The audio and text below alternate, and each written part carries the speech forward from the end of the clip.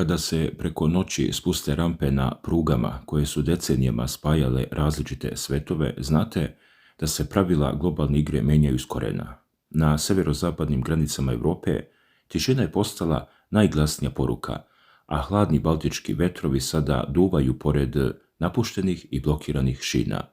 Ono što se nekada smatralo rutinskim prolazom vozova prepunih robe i putnika preko noći je pretvoreno u neprobojan zid. Postavlja se pitanje da li prisustvujemo trajnom cepanju evropskog kontinenta i stvaranju nove ekonomske i vojne neizvesnosti koja će promijeniti živote miliona ljudi. Baltik i sever Europe našli su se u procepu politike koja više ne priznaje ekonomske interese, a odluke koje se donose iza zatvorenih vrata u svetskim metropolama polako kroje novu mapu sveta, gdje stari dogovori više ne vrede ni koliko papir na kome su napisani. Ljudi, i tu dolazimo do ključne stvari koja je pokrenula ovaj novi talas promjena. Prema dostupnim informacijama, ruska vlada je zvanično odobrila listu železničkih graničnih prelaza koji su obustavili rad. Odluka je stupila na snagu odmah, a reč je o strogoj meri kojom se zabranjuje kretanje ljudi, vozila, robe i tereta kroz ukupno 7 ključnih prelaza u Leningradskoj oblasti, Pskovskoj oblasti i u Kareliji. Kako se navodi u izveštajima, Rusko ministarstvo spoljnih poslova dobilo je zadatak da o ovoj odluci pismeno obavesti vlasti Finske, Estonije i Letonije. Na finskoj strani rampi više nema na prelazima kao što su Viborg, Vjartslja, Ljutja, Sankt Peterburg i Finljandski i Svetogorsk. Na estonskoj granici saobraćaj je obustavljen preko kontrolnog punkta Pečori Pskovskije, dok je na letonskoj strani blokiran prelaz Pitalovo. Prema izveštaju finske televizije Ile, zvanični dokument o privremenoj suspenziji predat je Helsinkiju 9. jula, iako je Finska za ovu nameru saznala još krajem juna. Postavlja se logično pitanje šta se zapravo krije iza ovog poteza i ko će zbog njega najviše trpeti. Na prvi pogled, neko bi mogao pomisliti da ovo predstavlja ogroman logistički udarac na samu Rusiju. Međutim, prema rečima stručnjaka Olega Bondarenka, šefa Fondacije za progresivnu politiku, koji je govorio za mediji Novosti Mail, ovi granični prelazi su zapravo de facto nefunkcionalni već duže vrijeme, a Rusija uopšte nije bila inicijator ove odluke. Bondarenko objašnjava da su ovi prelazi formalno bili otvoreni, ali u stvarnosti kroz njih već dugo nije bilo nikakvog saobraćaja i niko ih nije prolazio, pa je zadržavanje ljudstva na tim mjestima postalo potpuno besmisleno. Dalje, on ističe da u ovom tehničkom koraku ne treba tražiti veliku priliku, jer su prelazi efektivno zatvoreni još prije nekoliko godina, kada su pomenute susjedne zemlje jednostrano odlučile da zatvore svoje granice prema ruskoj teritoriji. Zato je važno razumjeti sljedeće. Trenutna situacija nije nikakav nagli zaokret, već logičan slijed događaja i odgovor u ogledalu na mere koje su stigle sa zapada. Ceo proces je počeo znatno ranije i to ne na ruskoj strani. Finska je počela da zatvora svoje kopnene granice prelaze sa Rusijom još tokom prethodnih godina, postepeno uvodeći restrikcije na gotovo svim tačkama. Letonija je istovremeno zatvorila prelaze Pedece i Vijetuli, da bi kasnije uvela i potpunu zabranu prelaska granice pešice ili biciklom. Estonija je sa svoje strane već duže vrijeme zabranila ulazak vozilima sa ruskim registarskim tablicama. Kako prenosi novinska agencija TASS, Leonid Liminčuk, predsjednik odbora za ekonomsku i industrijsku politiku, energetiku i stambeno-komunalne usluge zakonodavne skupštine Karelije, potvrdio je da se ovdje radi isključivo o tehničkoj formalizaciji realnog stanja na terenu.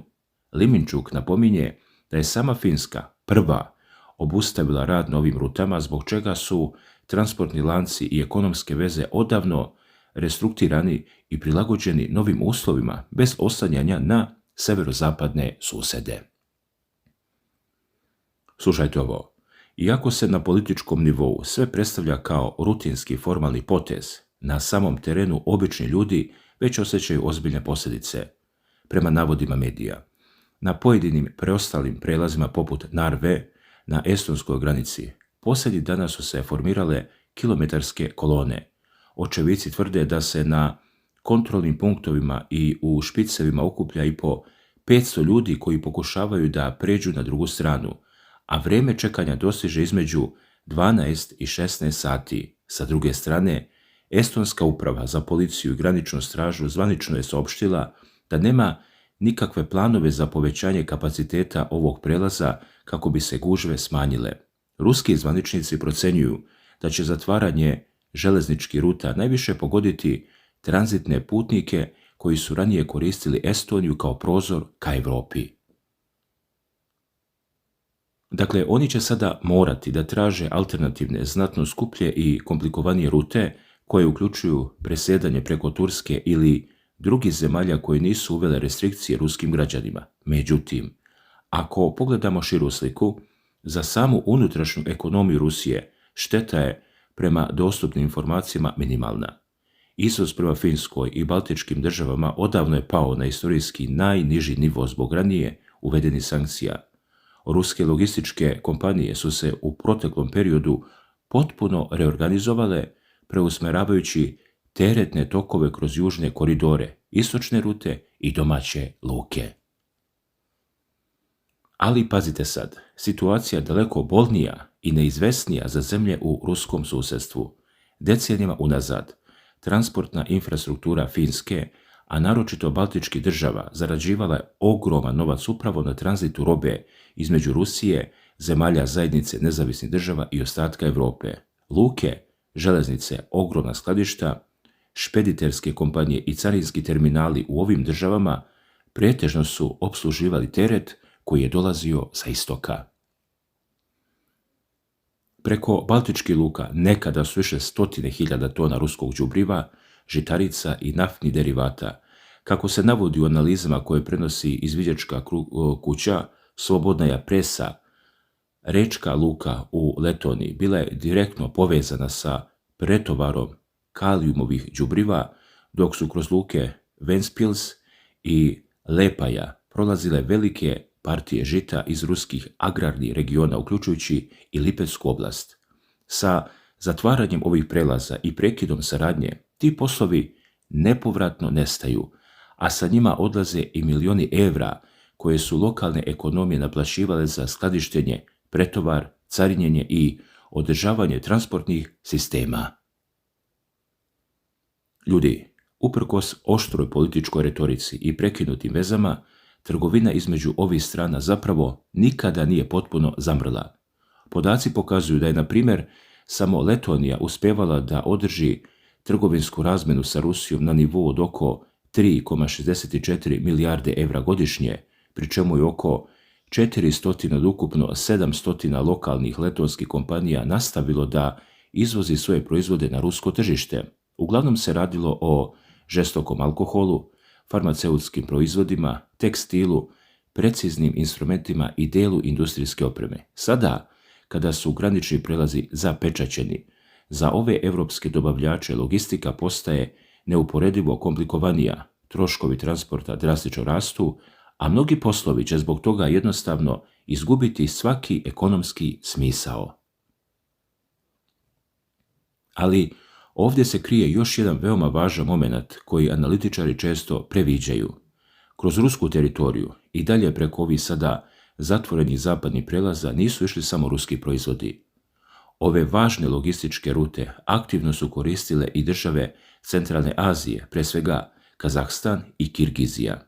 Ove zemlje su preko Rusije slale svoje poljoprivredne proizvode, tekstil i različitu robu široke potrošnje na evropska tržišta. Budući da je reč o robi niže cenovne kategorije, njena konkurentnost na zapadu je direktno zavisila od jeftinih troškova željezničkog prevoza.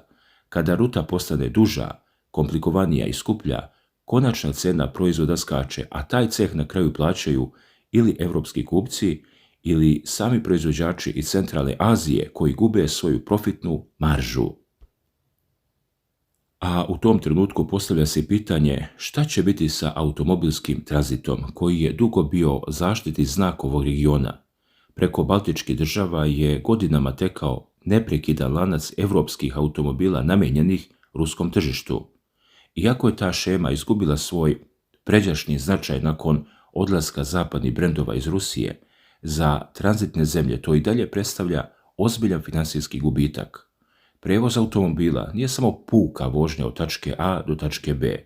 To je značilo upošljavanje lučkih radnika, železničara, carinskih blokera, osiguravajućih kuća i autoprevoznika koji su uzimali deo kolača. Za evropske proizvođače automobila situacija je također krajnje neprijatna.